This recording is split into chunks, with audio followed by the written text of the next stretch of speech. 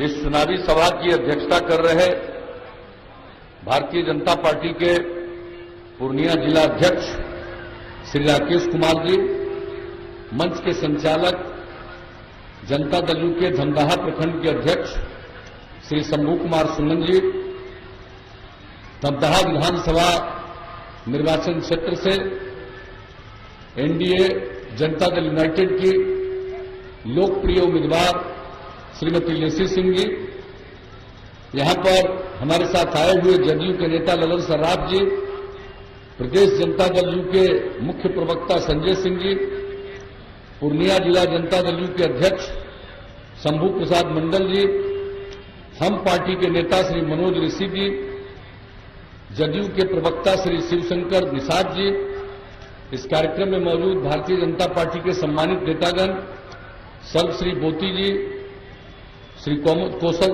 शाह जी, श्री भोला मंडल जी, श्री सुनील भगत जी, श्री विवेक जी, श्री झुन्नू जी, यहां उपस्थित जनता दल के सभी नेतागण, श्री प्रमोद चौधरी जी, श्री पप्पू गिरी जी, पूनम मुखिया जी, जनाब अफरोज आलम साहब, मनोज पासवान जी, जनाब सजाउर साहब, जीत मुखिया जी, सुनील मेहता जी, लिटिल झा जी, नवकिशोर यादव जी, उमेश पासवान जी, उदय शुक्ला जी, प्रदीप मेहता जी, श्रीमती रीता चौधरी जी, अमर मंडल जी और यहां उपस्थित एनडीए के घटक दलों के सभी सम्मानित नेतागण, मेरे प्रिय साथियों, प्रिंट और इलेक्ट्रॉनिक मीडिया से जुड़े पत्रकार मित्रों, छायाकार बंधुओं और इस चुनावी सभा में उपस्थित बहनों एवं भाइयों, आप सब इस चुनावी सभा में उपस्थित हुए हैं।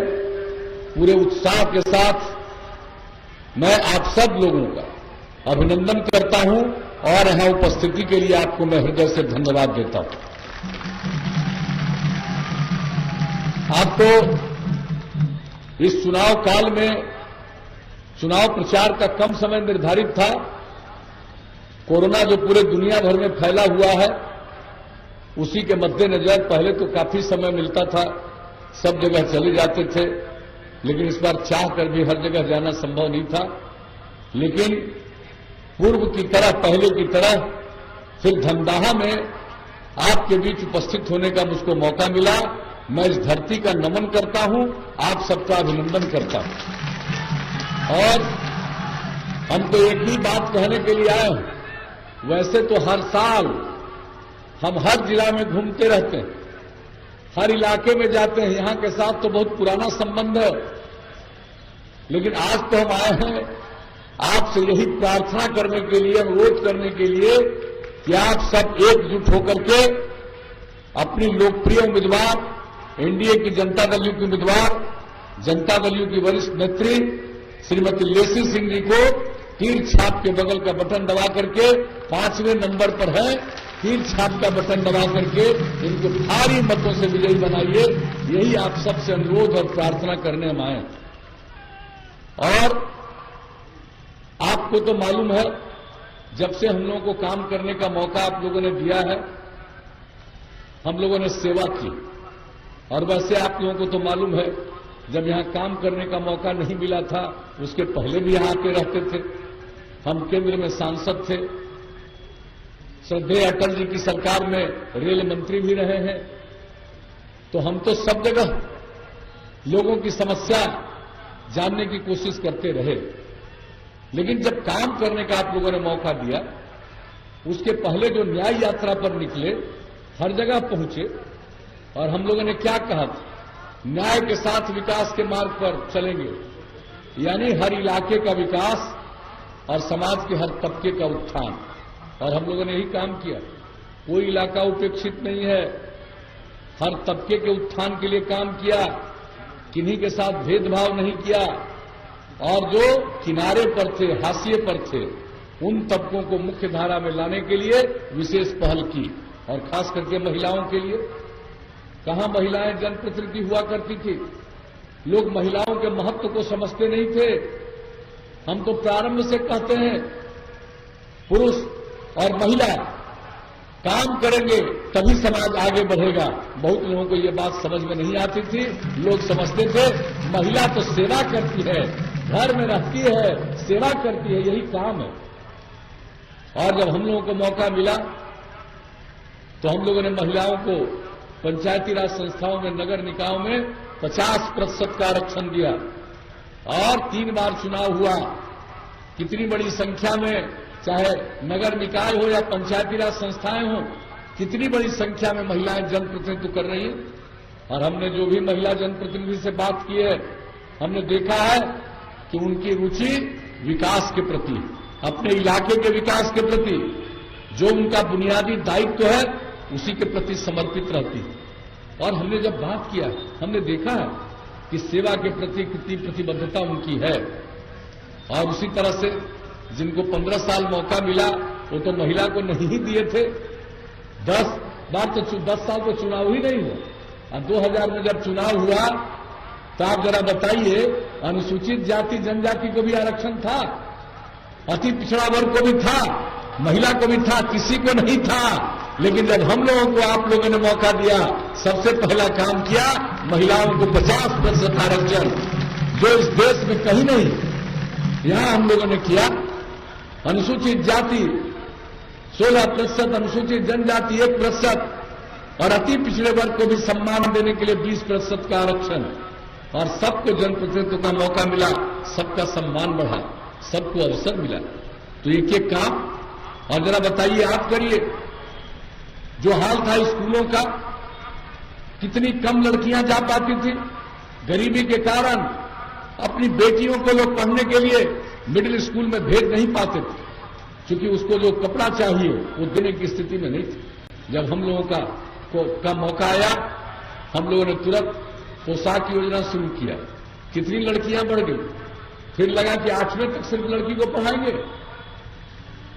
हमने देखा कि हाई स्कूल में 9वीं क्लास में पूरा बिहार, इतना बड़ा राज्य, इतनी बड़ी आबादी, और 1,70,000 से भी कम लड़कियां पढ़ती थी।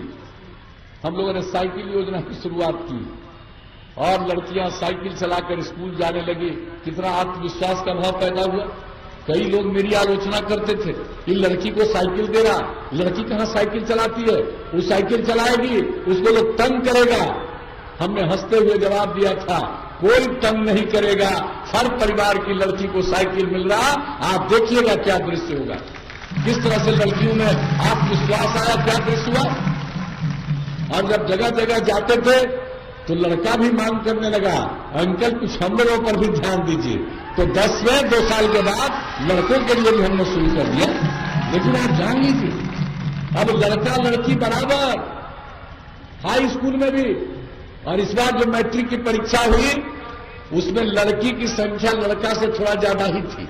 तो आप सोच लीजिए कितना बड़ा परिवर्तन, कितना स्कूल, कितना शिक्षक, सबको लाए, काम करना शुरू किया। और यहां प्राथमिक विद्यालय में भी कुछ तबके के लोग स्कूलों से बाहर रहते थे, अपने बेटे बेटियों को नहीं भेज पाते थे। हमने उसका भी आकलन किया, ये कौन है। तो पता चला कि या तो महादलित है या अल्पसंख्यक समुदाय के। हम लोगों ने टोला सेवक, तालमी मरकज, स्वयंसेवक के माध्यम से 30,000 लोगों को लगाया और उनको उनके 60 साल की उम्र तक अब भी काम दिया है। आप सबको स्कूल पहुंचाया। अब न के बराबर स्कूल के बाहर लोग हैं। तो आप समझ लीजिए, जो काम करने का मौका मिला, हम लोगों ने काम शुरू किया। अस्पताल का क्या बुरा हाल था।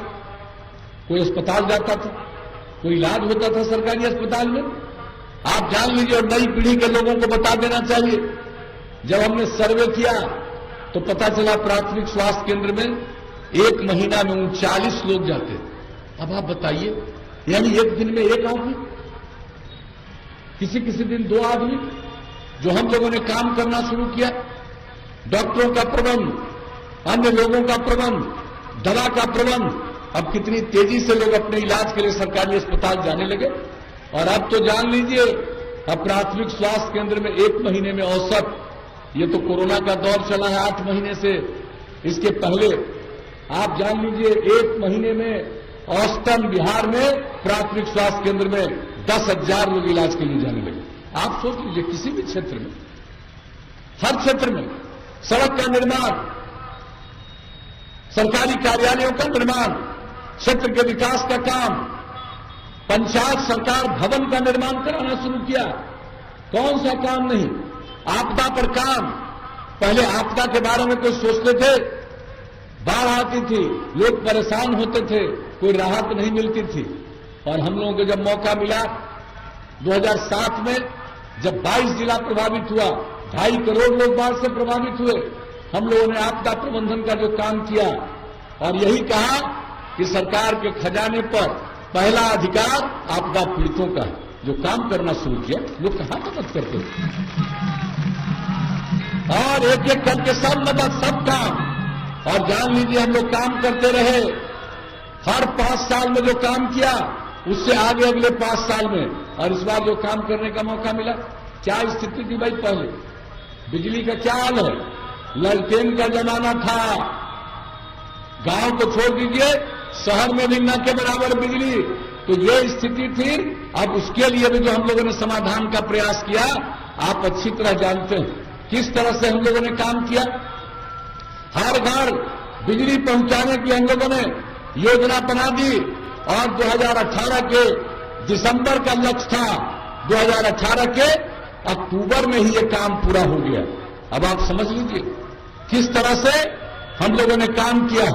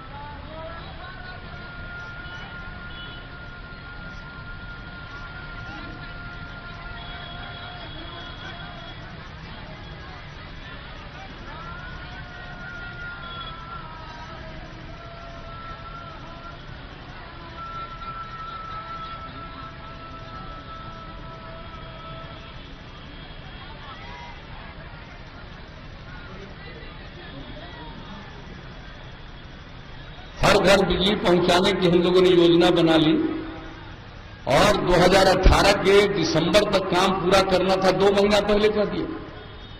पहले जो लोगों को काम करने का 15 साल तक मौका मिला साहब, क्या बिजली की स्थिति थी? पूरे बिहार में 700 मेगावाट की खपत। आप लोगों ने हम लोगों को मौका दिया, हर घर बिजली पहुंचा दिया, जर्जर तार बदल दिया, और अब तो बिजली की खपत और बढ़ रही है। अब तो लोग खेती में भी, सिंचाई के लिए भी बिजली का इस्तेमाल कर रहे हैं, और अब 6000 मेगावाट से ज्यादा बिजली की खपत बिहार में हो रही है। और 5000 करोड़ रुपया से ज्यादा जो सरकार बिजली खरीद करके लोगों को आपूर्ति कर रही है, सरकार की तरफ से 5000 करोड़ रुपए से भी ज्यादा का अनुदान है। आप जान लीजिए, तो हम लोग कहते हैं, उसको करते हैं, और एक एक काम। और आपको बता देना चाहते हैं, अब आगे जब काम दीजिए, इस बार जो मौका मिला हम लोगों ने और क्या कहा, हर घर नल का जल, उसके लिए तेजी से काम चल रहा है। हर घर तक पक्की गली और नाली का निर्माण, हर गांव तक पक्की सड़क, और जो टोला था वहां तक भी टोला संपर्क योजना, शौचालय का निर्माण हर जगह, ये सारा काम किया गया। उसको हम लोगों ने करना शुरू किया। आप जान लीजिए, आपके क्षेत्र के बारे में हम बता देना चाहते हैं, गुणवत्ता प्रभावित है, थोड़ा समय लगता है। आधा से ज्यादा इलाके में आपका नल का जल हो गया, बहुत तेजी से काम चल रहा, बहुत जल्दी पूरा हो जाएगा। और घर तक पक्की गली और नाली में कुल मिला के 617 वार्ड में ये काम पूरा हो गया। और ग्रामीण टोला संपर्क योजना में 28 बसावटों को संपर्कता प्रदान की गई। और ग्रामीण सड़कों का निर्माण 166 ग्रामीण सड़कों का निर्माण इस विधानसभा क्षेत्र में हुआ। 394 किलोमीटर सड़क बनाया गया गांव को जोड़ने के लिए। तो जो कहा उसको करने की कोशिश हम लोगों ने की है। और कौन सा काम नहीं, आप समझ लीजिए, राज्य उच्च पथ धमदाहा रुपौली तक 20 किलोमीटर लंबाई के पथ का निर्माण कराया जा रहा है। साथ ही धमदाहा से बढ़ाकर बिहारीगंज बॉर्डर भाया बढ़हरा कोठी 21 किलोमीटर लंबाई के पथ का निर्माण कराया जा रहा है। हर प्रकार से ये सारा का सारा काम धमदाहा एवं कृत्यानंद नगर में कुर्सेला, मीरगंज, सरारी, काला बलुआ, रानीगंज 33.6 किलोमीटर पथ का निर्माण कार्य पूर्ण कराया गया। मतलब पथ का निर्माण, एक एक चीज, हर तरह का काम हम लोग जो कहते हैं उसको करते हैं। तो काम तो किए हम लोग। और एक बात और बता देते हैं कि किस तरह से अपराध पर नियंत्रण किया। आप जान लीजिए, अपराध पर जो नियंत्रण किया, शाम के बाद किसी की हिम्मत होती थी घर से बाहर निकलने की, नई पीढ़ी के लोगों को बता देना चाहिए। और अब जान लीजिए, अपराध पर इतना नियंत्रण हुआ है, केंद्र सरकार के द्वारा हर साल हर राज्य के अपराध के आंकड़े प्रकाशित होते हैं। जो सबसे हाल में आंकड़ा प्रकाशित हुआ है, बिहार इतना बड़ा राज्य, इतनी आबादी का राज्य, और अब बिहार अपराध के मामले में देश में 23वें नंबर पर चला गया है। इतना बड़ा राज्य होते हुए आप सोच लीजिए। और विकास का दर प्रतिवर्ष बिहार का 12.84%, औसतन प्रति व्यक्ति आय 10.52%, हर चीज में वृद्धि। तो काम करते रहे। अब आगे मौका दीजिएगा तो हम कुछ बात आपको बता देना चाहते हैं। हम लोगों ने तो सब तरह से काम किया, लेकिन आगे मौका मिलेगा। हम लोगों ने औद्योगिक नीति में परिवर्तन किया है, केंद्र सरकार ने सहायता दी है। और अब जो नई टेक्नोलॉजी है, उस नई टेक्नोलॉजी का प्रशिक्षण इतने बड़े पैमाने पर कराएंगे कि यहां पर काम होगा, किसी को मजबूरी में बिहार के बाहर जाना नहीं पड़ेगा। यही काम, बल्कि दूसरे जगह के लोग आकर काम करेंगे। इतना उद्योग और व्यवसाय यहां पर बढ़वाएंगे। केंद्र के सहयोग से बिहार आगे बढ़ेगा। और दूसरी बात कह देते हैं, अभी तो हम लोगों ने दे दिया हर घर बिजली, हर गांव में हम लोग, आप लोग अगली बार मौका दीजिएगा तो हम लोग आप सबको सोलर स्ट्रीट लाइट हर गांव में लगाएंगे। रात में घर का बिजली बुझाइएगा और पूरा रात इस सौर ऊर्जा से पूरा का पूरा रोशनी ही रोशनी, उजाला ही उजाला पूरे गांव में रहेगा। और जितना काम कर रहे हैं ये सब का अनुरक्षण, देखभाल, और सबसे बड़ी बात है साफ सफाई। आप तो जान रहे हैं पर्यावरण पर जो काम हम लोग कर रहे हैं, जल जीवन हरियाली अभियान कितनी जागृति लाई है। आप में बहुत बड़ी संख्या में लोग मानव श्रृंखला में 19 जनवरी को शामिल हुए। तो हमारा पर्यावरण के प्रति सोच है। हम लोग और काम कर रहे हैं कि ये भी काम, कि हम नाली बनवा रहे हैं, सब कुछ करवा रहे हैं, किसी तरह की गंदगी न रहे। घर में भी जो काम करते हैं उससे कुछ जो निकलता है कचरा और कोई भी चीज, सबका साफ सफाई का इंतजाम करेंगे हम लोग। उसके बारे में कुछ जगह प्रयोग करके देख लिया है।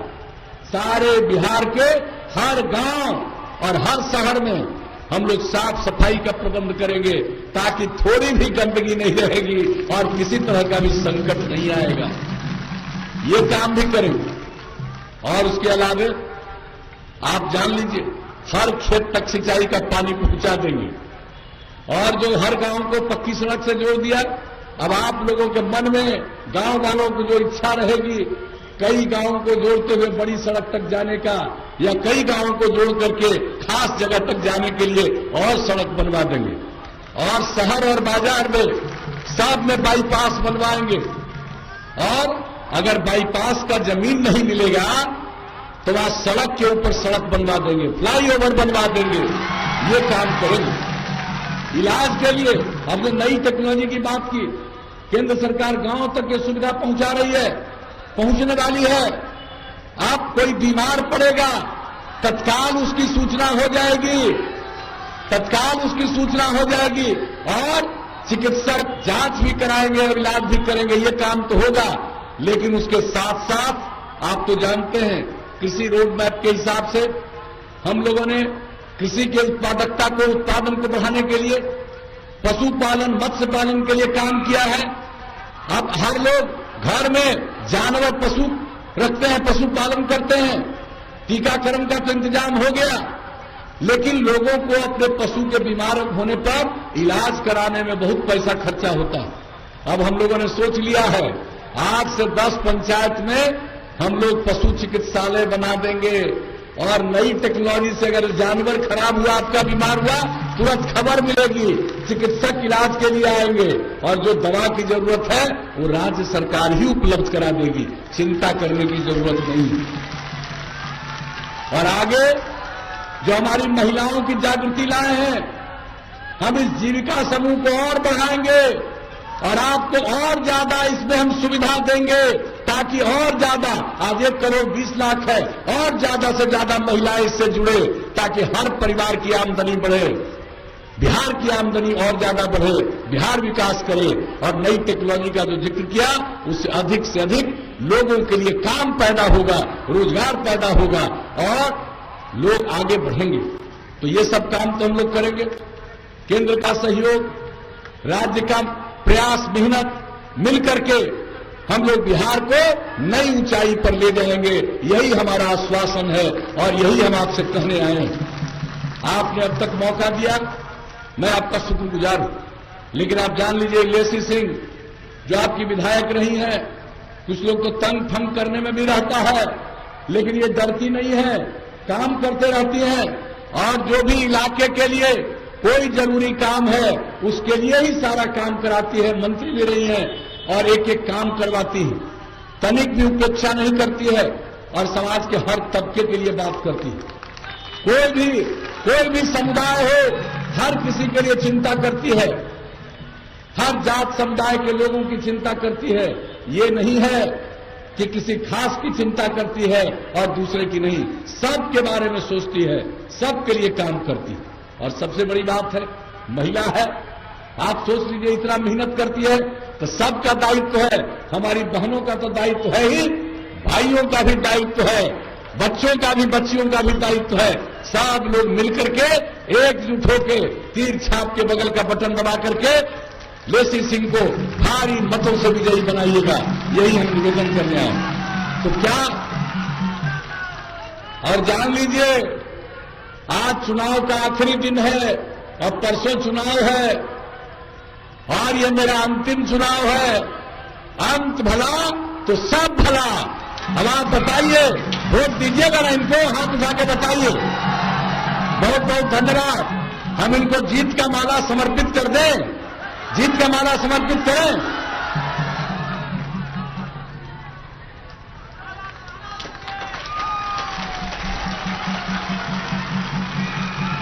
तो आप सबने आश्वस्त किया, आपकी सहमति से हमने जीत का माला समर्पित कर दिया। अब परसों एक एक आदमी वोट दे करके भारी मतों से विजयी बनाइएगा। अब तक जितना विजयी बनाए हैं उससे भी कई गुना ज्यादा वोट से विजयी बनाइएगा, यही हम आग्रह कर रहे हैं। और देखिए, बहनों को हम कहेंगे, अरे आप ही के लिए तो सब ज्यादा काम किया, तो इसलिए आपसे आग्रह है कि परसों सुबह तैयार होके पहले वोट दे दीजिएगा और वोट देने के बाद आइएगा तो घर में खाना बनाइएगा, खाइएगा। और घर के बाकी लोगों को भी कह दीजिएगा कि जाओ पहले वोट देके आओ, तब खाना खिलाएंगे। इसलिए सब लोग वोट देंगे, भारी संख्या में वोट देंगे और भारी मतों से विजयी होगी और पुनः एनडीए की सरकार बनेगी और बिहार को केंद्र और राज्य मिलकर के नई ऊंचाइयों तक पहुंचाएगा। हम सब बिहार को एक विकसित राज्य के रूप में परिणत करेंगे। इन्हीं शब्दों के साथ आपने जो वचन दिया, आश्वासन दिया, इसके लिए मैं आप सब लोगों को धन्यवाद देता हूं, आप सबका अभिनंदन करता हूं और इतना ही कहते हुए मैं अपनी बात को समाप्त करता हूं।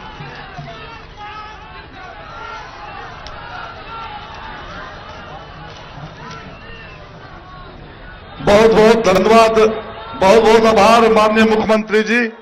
अब मैं सभा की कार्यवाही समाप्त की जाती है।